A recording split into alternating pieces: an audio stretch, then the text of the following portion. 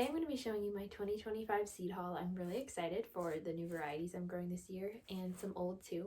Grab some tea and let's get started. Welcome to my channel. If you're new here, my name is Melissa.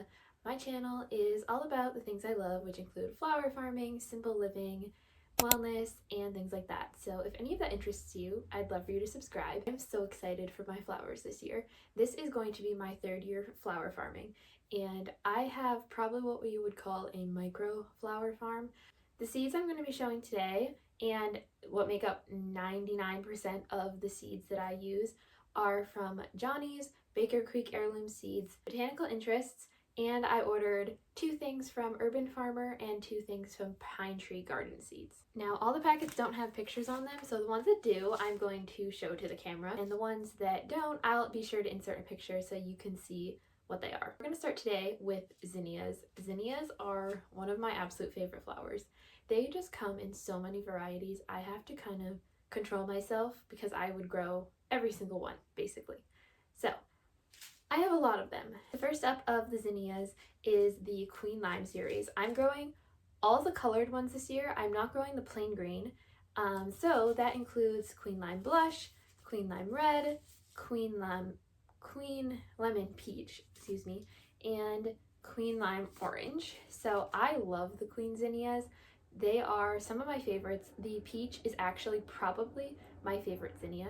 I find them just so versatile and they match so many different things, and you can create so many different looks with them. So those are a must for me every single year. Next I have the Agave Zinnia from Johnny's. This is a new one for them. I guess it's I want to say custom, but you know what I mean, an exclusive of theirs that they've bred themselves.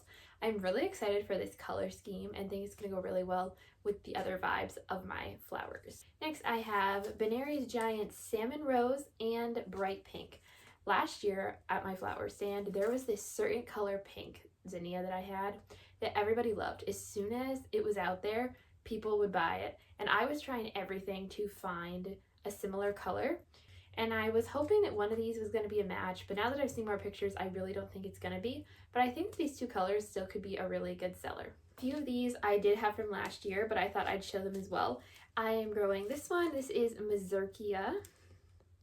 This is actually not my favorite thing ever. I'm trying to be better about is growing all sorts of colors and themes, even if they're not necessarily my favorite thing, because somebody else might love them. I'm also growing the green, no, not green, just Envy. I'm growing the Envy Zinnia from Burpee. This is basically looks just like the Queen Lime, but it's just a different variety. I only have a few of these and I don't use a ton of them, so I'm just going to use up the packet. I have Purple Prince. It grows really well. I grew this last year and they are huge blossoms and they're very stunning and they grow super well. The plants are super healthy, so I'm going to grow some of those again. I have Cactus Zinnias. This one is Botanical Interests. These packets, oh my gosh, every year I say the artwork on them, I want to make like actual artwork. They are so beautiful to me. So anyway, Cactus Zinnias are also another favorite of mine. I just love how unique they are. I'm not a huge fan of just like state fair zinnias, which I know some of these are similar to that, but I just like the cactus because they just give a different vibe and a different texture. And this is a mix, so that helps me get a better color variety since I tend to lean towards just the colors I like. Last but not least, I have Cut and Come Again. These are a tiny zinnia, if you're not familiar, and so they work really well as a filler and they match the others really well, and I actually use a lot of them. Moving on to Cosmos, I am growing so many Cosmos this year. I am so excited. I wasn't actually a big Cosmos person, but once I started growing flowers, I fell in love with them. The only downside to them is they don't have a great vase life, but as long as you pick them at the right stage, they do last a good amount of days, and it's worth it to me because they are just so beautiful. They're just so delicate, and the colors are just perfect, and I just couldn't not have them. I'm going to plant like 2 whole rows of them. Honestly, it might end up being 3. I have so many varieties, and I'm so excited for them. Anyway, this one is Fizzy White. I'm really excited for this one. I love the Cosmos that have the multiple layers and they match well with so many things. And I'm really trying to experiment with more white and pastels and things like that because I know someday if I was ever to get into weddings or things like that, I would need a lot of that, and I want to find varieties that work for me. Next is Cupcake Blush. These, as you can see, look like a muffin wrapper almost. Sometimes they can have a semi-double appearance to them, but I love the color and I just wanted another shaped Cosmos. Then I have Versailles, I'm French, I should know how to say this. Versailles Flush, beautiful yellow center. I love the colors, and it's actually a similar color to the Cupcake Blush, but I just loved the more classic shape. And as I said, I'm just trying to try every kind imaginable. Next up we have, I've never grown this before. This is Rubenza Cosmos. The color is kind of hard to explain. I've looked it up online, and it kind of starts out as like this sort of burgundy, but as it sits there, it kind of becomes more of a magenta color.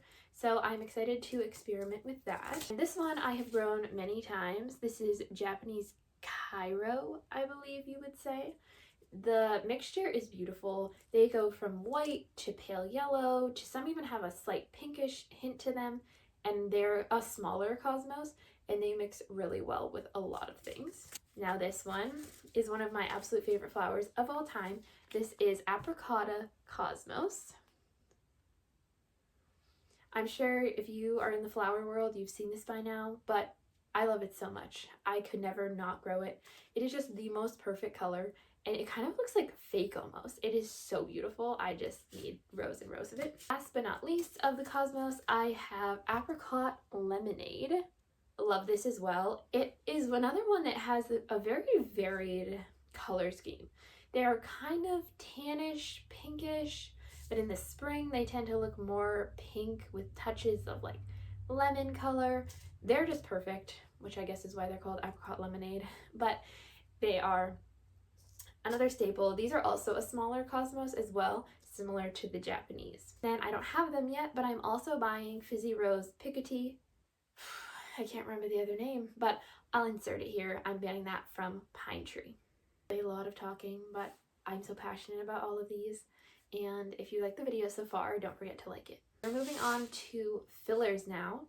I have a lot of fillers and foliage this year because I tend to avoid those things and think of more the focal flowers like zinnias, and I needed to be better about it and have more variety, so I was sure to add a lot more of those to my selection this year.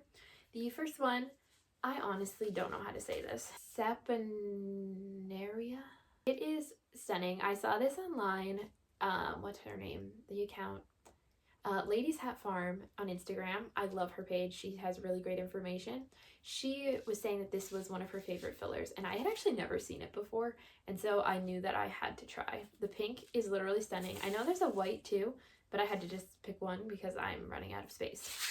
Next up is a standard old favorite, which is Leaven and Mist. Of course, you can use the flowers or the seed pods if you let them go, and I love the texture of them, and they are just really pretty. I have never grown this before, so hopefully it grows okay. This is Forget Me Not. Forget Me Not is so pretty. I love the color. It's one of those things that, you know, you can hardly ever find a truly blue flower, and Forget Me Not actually is, and it is just so delicate and beautiful. Even if I can't use this in my bouquets because I think this is a mix, so some of it might be too short, I just love the look, and even if it's just in my garden, I'll be happy. Next up, we have poppies. So this is the Falling in Love poppy. I have never grown poppies from seed, and I've heard that it can be a really pain in the behind because they have such a poor germination rate and things like that. But I am going to finally try these because poppies are stunning. It's another one of those things that I just don't think they're worth it for a cut flower for the vase life, but I just love them so much that I really wanted to try to grow some. Moving on, I have snapdragons. I love snapdragons. Oh, they're the perfect texture and they're just so pretty. I'm growing Potomac Apple Blossom.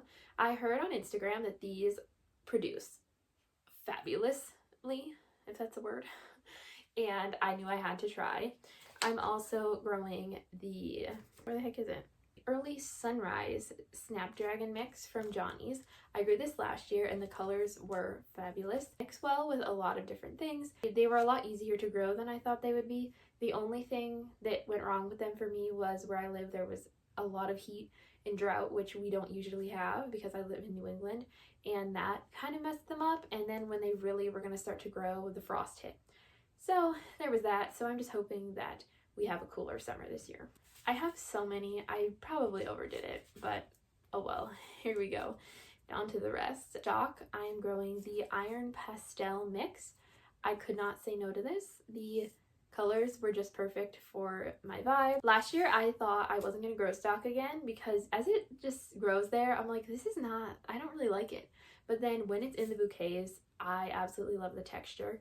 And so I made sure to get some of that this year. For the first time, I'm growing Feverfew. I am so excited for this. I love the look of Feverfew. It is just the perfect like fairy tale cottage garden vibes for bouquets. And I'm so excited. I hope it grows okay. For any of these, if you see this video and you have tips on how to grow them, be sure to leave them in the comments. Next up, I have Rudbeckia triloba. This is something I'm also very excited about. I feel like I say that about every single thing, so I should just stop saying it because I'm excited about them all. But I love the texture of this, and Black-Eyed Susans are a favorite of mine, slash Rudbeckia, whatever you want to call them. Love the tiny little flowers on this, are going to make the perfect filler. Next up we have Shimmer Celosia from Johnny's. This is another one of theirs that they just developed, and I'm so looking forward to this color scheme, and they're so shimmery, and I'm really excited. For Gomphrena, I am actually not the hugest fan, but it's the perfect filler for late fall bouquets, and so I grow it. And I mean, there are a lot of uses for it. I shouldn't say I don't like it. It's just not one of my favorites, but I still grow it every year. For these, I am growing the Globosa mix. This also has a light pink in it, but it's not pictured for some reason. I don't know why. And Lavender Lady. A few more fillers to go. We have the Green Sylphid Celosia. This is a really pretty pale green that I think is going to be the perfect filler. That's going to actually look more like foliage. And the Celosias, of course, are great because they come out later in the year when some other things are starting to go by, at least for me in my growing zone. I'm also growing Iris Blue Sage Salvia.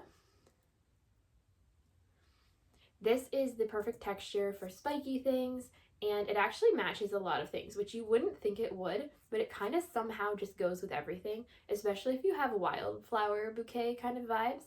It's perfect. I've never grown delphinium, so wish me luck. I have this mix from Botanical Interests. I'm going to be starting this actually really soon. I love delphinium, so I'm really hoping it works. It's supposed to be a perennial, but in my zone, it never seems to last. So we'll see if I can make it last from year to year. Then I'm growing two different yarrow mixes. I have this pink one and then the mix with some different colors. They're Love Parade and Flower Burst Fruit Bowl. That sounds very fancy. Hopefully those come back every year too. I have a really bad problem with weeds where I live because where my flowers are used to be a cow pasture, and so the weeds are just still out of control because it hasn't been farmed except for the last 3 years, but we'll have to wait and see. And the last of my fillers is Crispidia. I love the look of these in bouquets. They just add a really unique touch, and I grew them last year. I think I just had them in really bad soil because they didn't do very good, but I've seen online they're supposed to be pretty easy to grow, so those will be being planted again. Moving on to foliage, I have quite a few. I also have some things that are not annuals, perennials that come back every year. For instance, I highly rely on mint as one of my fillers. It has just been a staple for me ever since I started, and so of course I already have that patch going, and then there's some other herbs throughout my yard that I use as well. I love using herbs in my bouquets, so this is not all of my fillers. First up, I have bouquet dill. Dill is the perfect texture in my opinion for bouquets. I love the greenish, yellowish look to it, and also it's perfect for my wildflower vibes. I'm also growing Emmer Wheat. Wheat is another great texture. There's a lot of styles that would not benefit from wheat just because it's not the vibe. Like if you have more of an elegant vibe, but it is perfect for me and it's so easy to grow. And of course, if you have enough of it, it's a great cover crop as well, but I'm using it for bouquets. Another one that I don't know how to pronounce, green gold buclerum, I'm gonna say, even though I know that's not right. I've not grown this yet, but I heard it's a great filler, so I'm trying that out this year. Another kind of mint, this is mountain mint.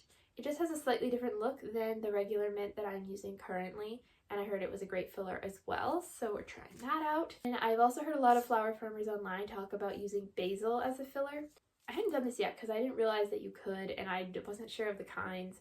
And so I got Asian basil. I heard that that is a good one for foliage. This is one of my all-time favorites, the frosted explosion grass. It adds the perfect little kind of sparkle to bouquets, and I grow it every single year, and it's super easy to grow, so definitely a staple for me. Last of the foliage is green drops. It's an ornamental grass. I've not grown this before either. It's for some random things that I'm growing this year that kind of don't really fit in any category. I'm growing this trailing nasturtium. I definitely wanted to grow a nasturtium this year because of course they're edible, so if I do some markets, I was thinking of selling them as edible flowers, and because this is trailing, I'm gonna actually test it out as kind of a weed control, so we'll see how that goes. My other random one is a loofah gourd. I am actually intrigued by these. I'm so excited to grow them. I'm really hoping they grow okay because I know they like a lot of heat, and like I said, the summers here can be hot, but they sometimes aren't, so we'll see if they grow okay because I'd really love to be able to have my own loofahs and sell them too. I think it'd just be a really fun experiment, so that's why I bought those. And lastly, I have my sunflowers. My favorite sunflowers are the Pro Cut series. This year I'm growing, I think, 5 different colors. I'm growing the White Knight, Peach, Orange, Lemon, and Plum. So I've grown all of those before except for the lemon. I just wanted another more plain yellow one. I just find the quality is unmatched and they're just the perfect addition to my bouquets, and they're super easy to grow. And so I'm going to be doing those probably most years because I just don't like the branching ones because a lot of them aren't pollenless, and I'm just not dealing with that, and I don't want pollen getting everywhere, and I just think the Pro Cut is the perfect option. That about wraps it up.